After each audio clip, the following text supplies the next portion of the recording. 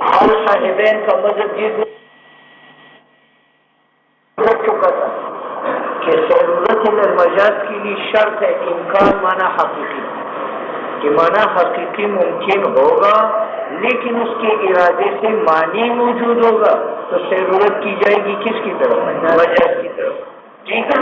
اب صاحبین پر اعتراض یہ ہے کہ اگر ایک فورا کو حاجی کو کہے بیت نفسی علیہ کا وحبت نفسی علیہ کا ملکتو کا، تو بولے اس کا معنی حقیقی ملک رقبی ہے اور معنی مجازی ملکی نکاحی ہے، اور خورا پر ملک رقبی محال ہے، تو معنی حقیقی ملکتو کا وحبتو کا بیتو کا یہ کیا ہے؟ محال.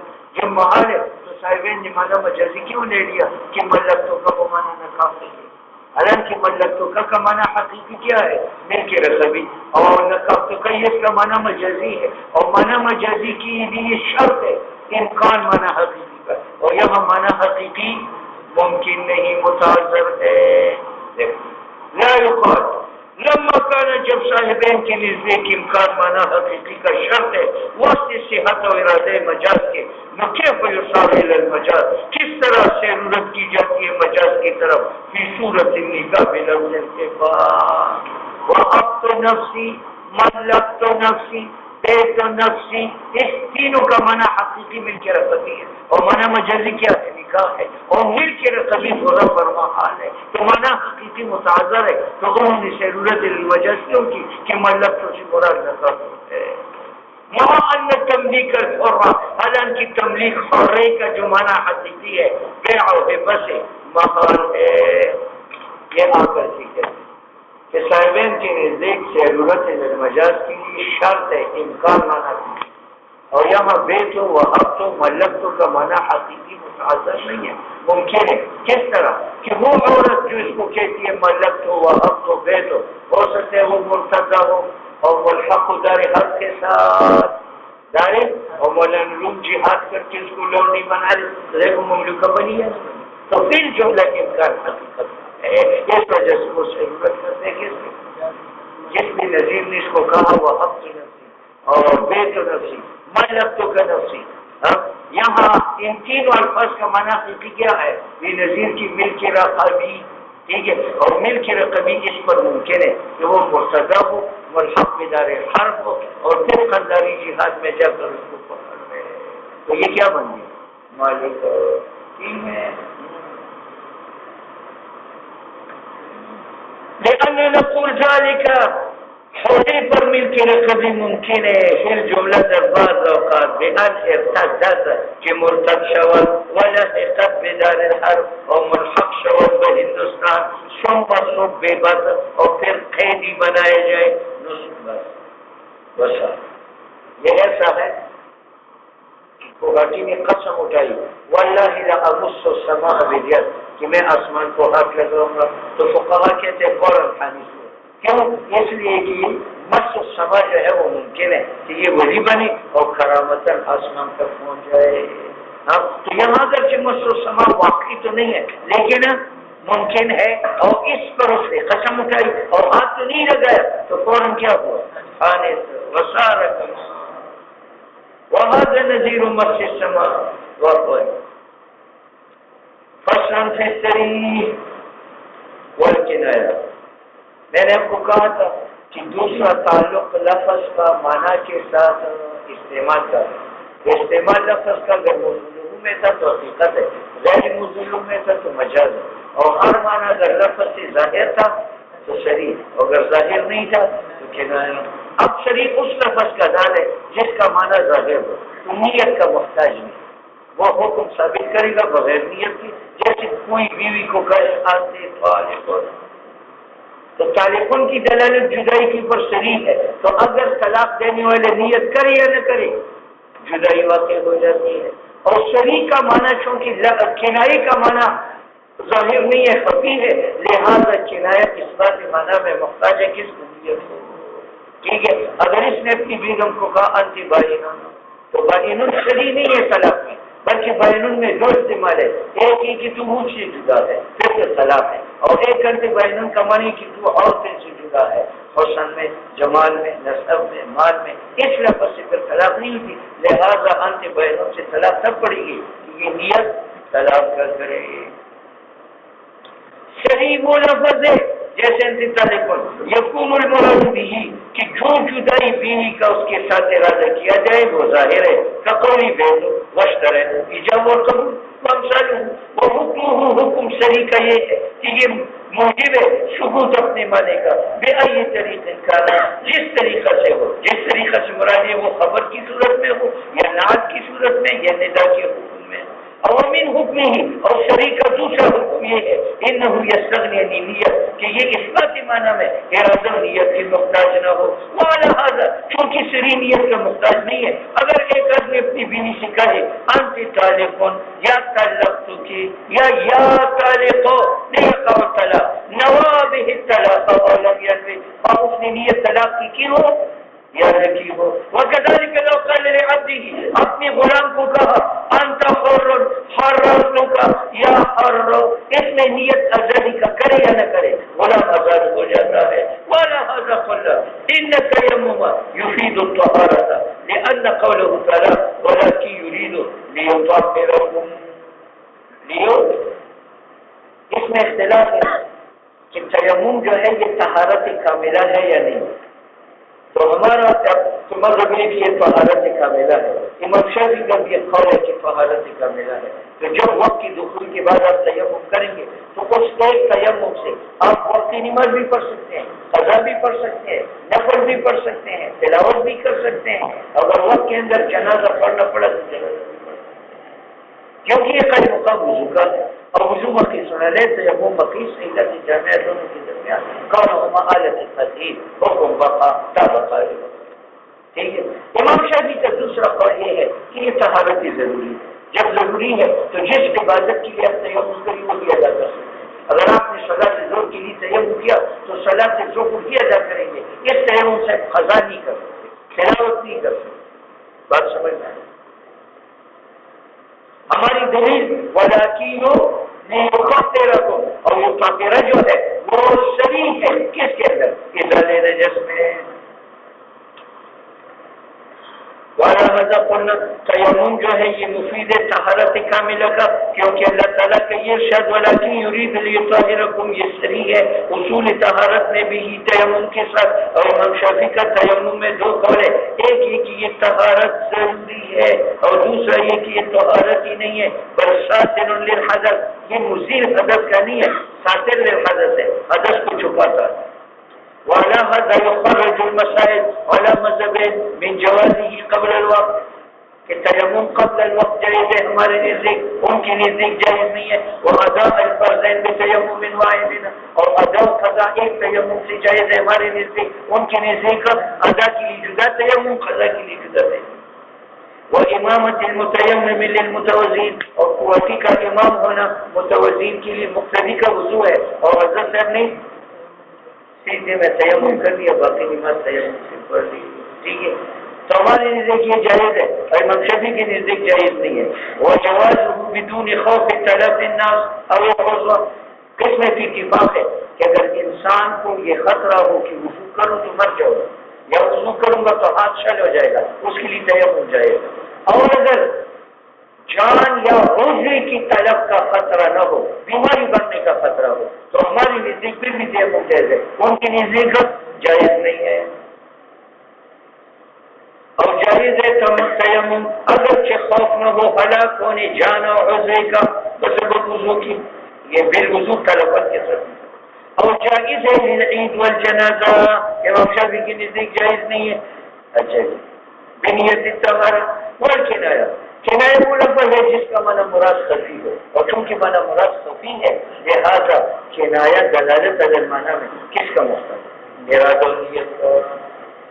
کنایہ وہ لفظ ہے اس کا طرح کہ پوشیدہ ہو اس کا معنی۔ اب معنی مجازی کبھی متعارف ہوتا ہے، جس طرح حنطہ کا معنی مجازی روٹی ہے اور روٹی کا معنی متعارف ہے، اور کبھی معنی مجازی غیر متعارف ہے۔ تو مجاز کا تعارف بمنزلہ کنایہ کے ہے اور تعارف بمنزلہ شریک کے ہے۔ اور مجاز کا وجہ سے کہ وہ مشہور بنے وہ منزل کنایہ سے ہے. حکم کنایہ کا ثبوت الحکم بلا کہ حکم ثابت ہوگا لفظ کنایہ سے عند وجود نیت یا تو اس وقت کی نیت حکم کا ہو اور بدلالت الحال یا وہاں قرینہ موجود ہو. اذ لا بد له کنایہ کی لیلا بدی ہے من دلیل دلیل سے یزول بھی کہ اس دلیل سے زائل ہو جائے تردد معنی متعدد میں وہ توجہ بھی اور تاکہ اس دلیل سے راجع ہو جائے بعض الوجوہ بعض معنی بعض پر ولہذا المعنی چونکہ کنایہ ارادے کا محتاج ہے نسمی لفظ البینونۃ والتغریم کنایتاً فی باب الطلاق. اگر کسی نے عورت کو کہا انت بائنون یا انت حرامن تو یہ کنایات ہے کیونکہ بائنون میں ایک معنی ہے یا دو معنوں کا احتمال ہے. جدائی پھر حسن بھی ہے اس سے طلاق نہیں ہے اور جدائی ہے زوج سے اس سے طلاق ہے. یہ کنایہ ہے باب طلاق میں لمان تردد کیونکہ یہاں تردد ہے اور پوشیدہ ہے مراد الا انه يعمل عمل الطلاق لیکن کنایہ میں اگر طلاق کی نیت کی جائے تو یہ مؤثر ہے. ويتفرع منه حکم الکنایہ فی حق عدم ولایت الرجعہ کیونکہ کنایہ سری نہیں ہے تو طلاق سری نہیں ہے اور طلاق سری سے رجعی پڑتی تھی تو کنایہ سے رجعی نہیں پڑے گی. اول وجود معنی تردد فی الکنایہ لا یقام بها العقوبہ اور چونکہ لفظ کنایہ کے معنی میں تردد ہے تو اگر کوئی اقرار کرے اور لفظ کنایہ سے کرے تو اس پر حد جاری نہیں ہوگا. قاضی نے کہا ہوتے تو سے جو ہے اس پر رجم نہیں لگے گا. ہوتے تو کمانا مباشرت بھی ہے اور ہوتے تو کمانے کی وہ سوئی ہوئی کی میں جا رہا تھا میں نے پاؤں سے روڑ ڈالا ٹھیک ہے یا نہیں. اور جامع تو حد اس پر اس نے اقرار کیا لفظ جامع تو کس پر تو اس سے اس پر حد جاری نہیں ہوگا. جامع تو کمانا مباشرت بھی ہے اور جامع تو کمانا یہ ہے کہ ہم راستے میں جا رہے تھے یا ایک شہر میں جمع تھے یا یہ کہ یہ قسم ہے خدا کی میں بے نظیر کے پاس رہتا ہوں کہاں پاکستان یا جس پاکستان میں ہو رہا ہے اس میں بھی ٹھیک ہے. حتی لو قرر نفسی اگر قوت اقرار کرے اپنے خلاف باب زنا و سرقہ میں تو اس پر حد قائم نہیں ہوگا معلوم یذکر اللفظ الصریح جب تک لفظ صریح ذکر نہ کرے. ولہذا المعنی لا يقام الحد على الاقرس بالاشارہ قائم حد نہیں ہوگا گونگی پر اشارہ سے. یہاں ایک عورت نے کہا کہ میرے ساتھ کسی نے زنا کیا ہے یہ گونگا تھا ہم نے کہا تو نہیں کیا ہے ایسے اس کو حد نہیں لگے گا کیونکہ اس کا معنی ہاں بھی ہے کہ میں نے کیا ہے اور اس کا معنی یہ بھی ہے میں تیرے ساتھ دیکھوں گا تم مجھ پر الزام لگاتے ہو ٹھیک ہے. آپ سے بتاؤ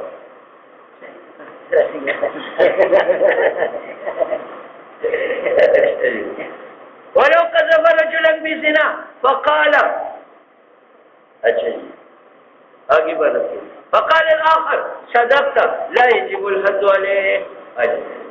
دیکھو بھائی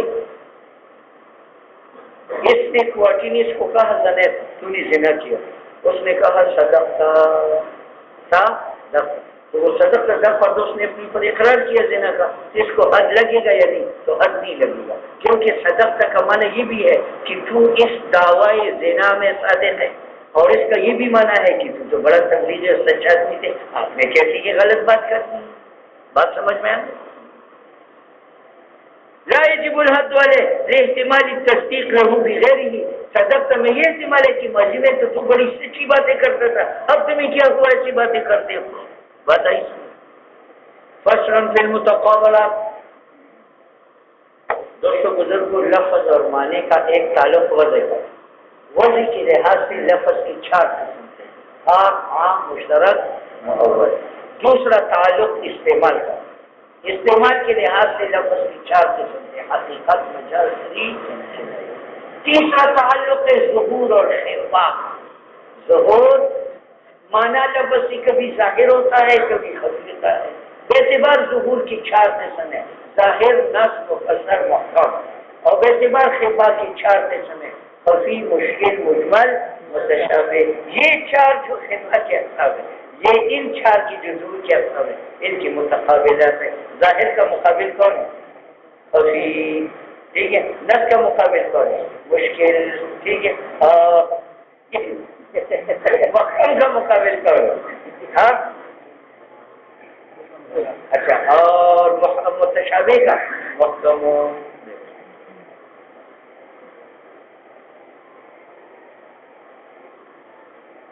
باعتبار ظہور کے اقسام کتنے ہو گئے؟ ظاہر، نص، مفسر. اور وجہ ہے کہ جو معنی ظاہر ہو یا باعتبار وضع کی یا بدون الوضع. اگر بدون الوضع یعنی لفظ وضع نہیں تھا پھر تب معنی ظاہر ہوتا تھا، اس کو کہتے ہیں ظاہر. اور اگر بعد وضع لفظ معنی ظاہر تھا تو یہ اس میں احتمال طویل کا ہوگا یا نہیں؟ اگر احتمال طویل کا تھا وہ نص، اگر احتمال طویل کا نہیں تھا تو یا محتمل نص کا ہوگا یا نہیں؟ محتمل نص کا تھا تو وہ محتمل نص کا نہیں تھا تو وہ محکم. ٹھیک ہے. اچھا، ادھر خفا کے اقسام، خفا یا نفس لفظ سے ہوگا یا امر خارج سے. امر خارج سے اس کا نام خفی ہے. نفس لفظ سے ہوگا تو یا تعامل اور طلب سے معلوم ہوگا یا نہیں؟ اگر ہوتا تھا مشکل، اگر نہیں ہوتا تھا تو یا بیان متکلم کا متوقع ہوگا یا نہیں؟ متوقع تھا اس کا نام ہے مجمل، اگر متوقع نہیں تھا اس کا نام ہے متشابہ. فصل متقابلات میں یعنی ظاہر، نص، مفسر، محکم، چار مقابلے خفی، مشکل، مجمل، متشابہ. نانی بها مراد اسی ظاہر، نص، مفسر، محکم ہے مع ما يقابلها خفی، مشکل، مجمل، متشابہ. ظاہر کس کو کہتے ہیں؟ یہ وہ لفظ ہے جس کا معنی مراد ظاہر ہو بغیر اس کے کہ لفظ اس کے لیے وضع ہو جائے. وہ لفظ وضع ہے اس معنی کے لیے لیکن یہ معنی بالطبع معلوم ہوتا ہے. یہ جو بالطبع ظاہر ہے اس کو کہتے ہیں ظاہر.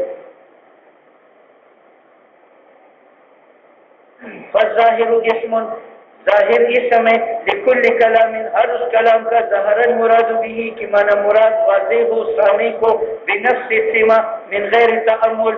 اور نص ما سیق الکلام یہ وہ معنی ہے کہ کلام وضع کیا گیا ہو لأجلہ. ٹھیک ہے. مثالہ وَأَحَلَّ اللَّهُ الْبَيْعَ وَحَرَّمَ الرِّبَا، وَحَرَّمَ الرِّبَا. یہ مثال ہے ظاہر کا بھی اور نص کا بھی. اس نص کا وضع کیا گیا ہے تفریقہ کے لیے بین البیع والربا، کیونکہ کفار بیع اور ربا کو انما البیع مثل الربا کہتے تھے. تو اللہ نے دونوں میں تفریقہ کے لیے یہ آیت نازل ہوئی کہ احل اللہ البیع وحرم الربا. تو چونکہ آیت کا سوق و وضع ہے بیان تفریقہ کے لیے تو بیان تفریقہ میں جو ہے یہ کیا ہوا؟ نص. اور اس سے حل بیع کا اور حرمت ربا کا طبعاً معلوم ہوتا ہے. تو اس میں کیا ظاہر احل اللہ البیع وحرم الربا.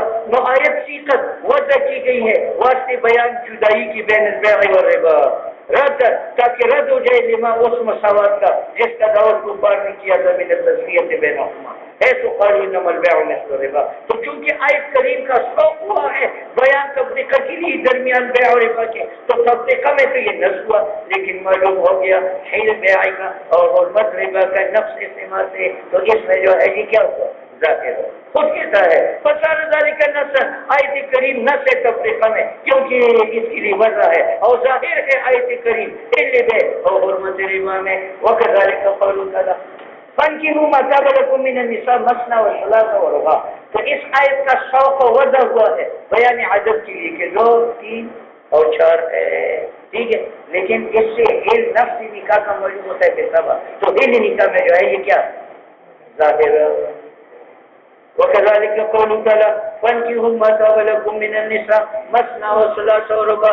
سیخ الکلام یہ کلام چلایا گیا ہے واسطے بیان عدد کے تو بیان عدد میں یہ نص ہے. وقد علم الاطلاق اور جواز اور اجازت نکاح کا بھی نفس سے معلوم ہوا تو یہ ظاہر ہوا فی الاطلاق بھی بیان جواز نکاح کے اور نص ہے فی بیان العدد بیان عدد میں. وكذلك قوله تعالى لا جناح عليكم إن طلقتم النساء.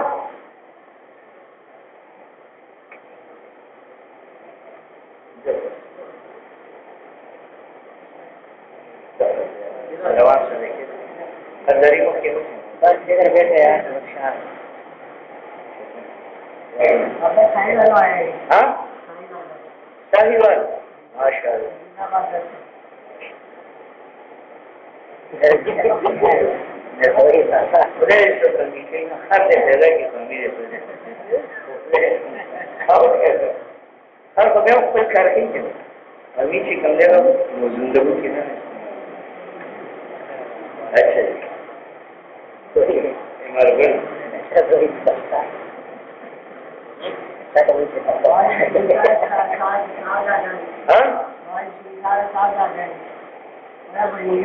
کس کے؟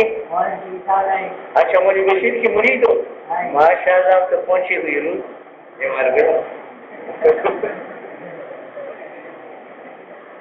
طالب عزت طرح سے مارگل افروز نہ پیدا ہمیں بچیا کے مارگل پرستاب مور ویسے تیر سبق لگا دینا دونوں صحیح مارگل ہے لوگوں بڑی وقت ہاں ماشاء اللہ میرا دیا بابا جی بہت ہو گئے بخشیل شریف شکر دینے مرشا بے خبر بخشیلی ہو پھر رسول پنجابی نمبر بہت ہو گئے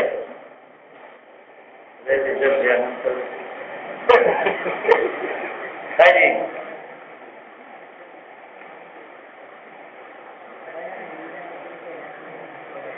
وَكَذَلِكَ قَوْلُ تَعَالَى لَا جُنَاحَ عَلَيْكُمْ گناہ نہیں ہے تم پر ان طلقتم النساء اگر تم نے عورتوں کو طلاق دی ما لم تمسوهن جماع سے پہلے اور تفریضوا لهن فریضہ اور مہر مقرر کرنے سے پہلے. اچھا سنو بھائی اس آیت کا شوق ہوا ہے کہ جس عورت کا مہر بھی مقرر نہ ہوا ہو اور جماع سے قبل اس کو طلاق دی جائے تو اس کا معنی یہ چیز کو ضروری چیز ہے ایک جوڑا ایک پیزار ایک دوپٹہ یہ دو. اس نفقہ میں تو یہ شوق ہوا ہے اس میں یہ نفس ہے یہ کیا ہے نفس. اچھا جی اور اس سے یہ معلوم ہوا کہ خاوند طلاق دینے میں مستقل ہے خاوند اور یہ معلوم ہوتا ہے بے سبا تو اس میں یہ کیا ہوتا ہے ظاہر کہتا ہے نفس یہ نفس فی حکم من اس عورت کے حکم میں لم یسمى لها المہر جس کا مہر معلوم نہیں ہے مسمى نہیں کی ہے اور ظاہر ہے فی استقلال الزوج بالطلاق کہ طلاق خاوند جو ہے وہ مستقل ہے کس کے ساتھ طلاق کیونکہ طلاق تو تم جو ہے یہ ازواج جو مخاطب ہے اور یہ فاعل اور فاعل جو ہے اس پر سے اطلاق ہو جاتا ہے. معلوم ہوا کہ طلاق دینے میں شوہر مستقل ہے عورت سے اجازت لینے کی ضرورت ہے. وہ اشارت اور اس میں ایک اشارت النص بھی ہے کہ نکاح بغیر مہر کی صحیح ہے کیونکہ یہاں فرمایا طلاق تو اور طلاق سب سے نکاح چاہتا ہے معلوم ہوا کہ نکاح ہے علم کے بعد میں آیا ہے معلوم تو مسلم معلوم ہوا بغیر مہر کی بھی نکاح جائے. وَكَذَلِكَ قَوْلُ عَلَيْهِ الصَّلَاةُ وَالسَّلَامُ مَنْ مَلِكَ زَارَهِ مِنْ مَحْرَمٍ عُتِقَ عَلَيْهِ عُتِقَ ایک وہی یہ میرا بھائی ہے یہ عنایت کا غلام ہے میں نے اس کا شراء کر لیا خرید لیا تو حدیث میں ہے من ملک زارہ من محرم عتق علیہ. اس کا وضع اس حدیث کا شوق ہوا ہے کس کے لیے تقریری خرید کے لیے کہ اگر قریب کو خریدے تو وہ آزاد ہوگا. لیکن یہ ظاہر ہے ملک میں کہ جب میں نے اپنے بھائی کو خریدا تو میرا ملک اس پر آیا اگر ملک نہ آتا تو یہ آزاد نہ ہوتا. تو تقریر میں یہ نص ہے کیونکہ اس کی لیے وجہ ہے اور ملک میں یہ ظاہر ہے کیونکہ وہ بالتوا معلوم ہے. ممری کا ذرا میں محرم ہوتے کالے یہ نص ہے بیچ کے بات اس سے قریب کے اور ظاہر ثبوت ملک کی قریب پر.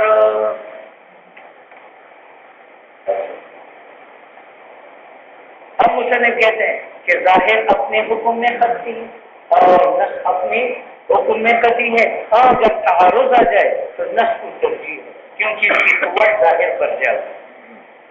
اور حکم ظاہر اور نص کا یہ ہے وجوب العمل بہما کہ واجب عمل ظاہر اور نص پر عام میں نہیں کرنا یہ ظاہر اور نص عام ہو اور خرچینی مع احتمال ارادت الغیر لیکن احتمال ارادہ غیر موجود کا ہے وذالک بمنزلۃ المجاز. آگے بڑھ کے مع الحقیقت، یہ ایسا ہے جیسے مجاز مع الحقیقت.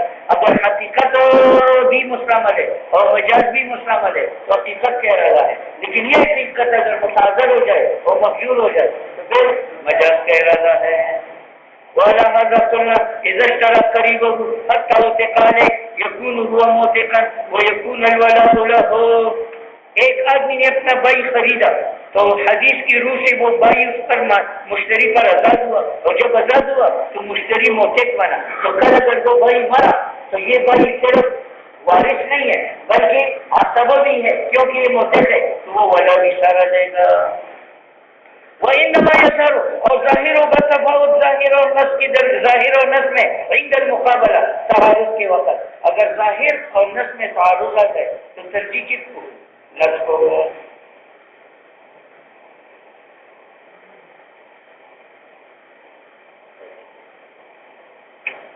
ولهذا لو قال لها طلقي نفسك فقالت أبنت نفسي يقع الطلاق رجعيا. یقع الطلاق، دیکھو خاوند نے بیوی کو کہا طلقی نفسک، طلقی نفسک، تو مولوی صاحب یہ نفس ہے، اس کا وضع ہوا ہے جدائی کے لیے. تو عورت نے جواب میں کہا ابنت نفسی، ابنت نفسی. ٹھیک ہے، یہ ظاہر ہے کیونکہ اس میں دوسرے معنی یہ وہی استعمال ہے. اب خاوند کے حکم سے معلوم ہوتا ہے کہ طلاق رجعی، لیکن عورت کے جواب سے معلوم ہوتا ہے کہ طلاق بھائی تو ظاہر اور نص میں تعارض ہے تو ہم نص کو ترجیح دیں گے، یعنی خاوند کے قول کے اعتبار ہے. تو اس سے کون سی طلاق ہے؟ طلاق رجعی. یقع الطلاق رجعیا لأن هذا یہ طلق نفسک، یہ نص طلاق میں اور ظاہر بینونت میں، فیترجح العمل بالنص. وكذلك قول علیہ الصلوۃ والسلام لأهل عرينة اشربوا من أبوالها وألبانها. سنو بھائی، اس مسئلہ میں اختلاف ہے کہ مأکول اللحم حیوانات کا پیشاب پاک ہے یا نہیں. تو صاحبین کا مطلب ہے کہ یہ پاک، کیونکہ حدیث میں آیا ہے کہ حرینہ کی کچھ لوگ مدینہ میں آئے، وہ بیمار ہو گئے تو حضور نے ان کو فرمایا اشربوا من البانها وابوالها، تم جا کر کے صدقہ کی اونٹنیاں ہے اس کا دودھ بھی پیو اور پیشاب بھی پیو. تو وہاں سے معلوم ہوتا ہے کہ وہ کیا ہے؟ پیشاب پاک ہے. ہم کہتے ہیں اس حدیث کا وضع ہے علاج کے لیے، تو علاج میں یہ نص ہے، اور طہارت پیشاب کے اندر یہ کیا ہے؟ ظاہر ہے. لیکن اس کے مقابل میں نص موجود ہے استنزه من البول وان عامة عذاب القبر منه. تو ہم نص کو ترجیح دیں گے اور بول میں جو کر اللہ کو کیا کریں ناپاک. حضور نے اہل عرینہ کو فرمایا اشربو، تم پیا کرو من ابوالها، پیشاب اونٹنیوں کا، والبانها اور دودھ. یہ نص ہے بیچ بیان سبب شفا کے، اور ظاہر ہے اجازت شرب البول میں، لیکن حضور کا نص موجود ہے استنزه من البول فإن عامة عذاب القبر منه. یہ نص ہے فی وجوب الاحتراز کہ واجب ہے بچنا عن البول، فيترجح النص على الظاہر فلا يحل شرب البول اصلا. بات سمجھ میں آ گئی؟ اچھا چلو بھائی، اس مسئلہ میں اختلاف ہے کہ سبزیوں میں عشر ہے یا نہیں ہے. تو امام شافعی فرماتے نہیں ہے، کیونکہ حدیث میں ہے لیس فی الخضروات صدقۃ، لیس فی الخضروات صدقۃ. ٹھیک ہے، ہمارا مطلب یہ ہے کہ سبزیوں میں ہے، کیونکہ حدیث میں ہے ما سقط السماء، ہر وہ فصل جو بارانی پانی سے سیراب ہو اس میں عشر ہے، اور ما سقط ہو تو عام سبزیوں کو بھی شامل ہے. اب ہماری جو حدیث ہے وہ نص ہے کیونکہ اس میں دوسرا احتمال نہیں ہے، اور امام شافعی رحمہ اللہ کی جو حدیث ہے وہ ظاہر ہے، لہذا نص کو ترجیح دیں گے ظاہر پر، اور خضروات سبزیوں میں عشر ہے. وكذلك قول علیہ السلام ما، ہر وہ فصل سقط ہو سما جس کو آسمان سے رب کر اس میں عشر ہے. تو یہ نص ہے فی بیان العشر، اور حضور کا دوسرا ارشاد ہے لیس فی الخضروات صدقۃ، خضروات میں سب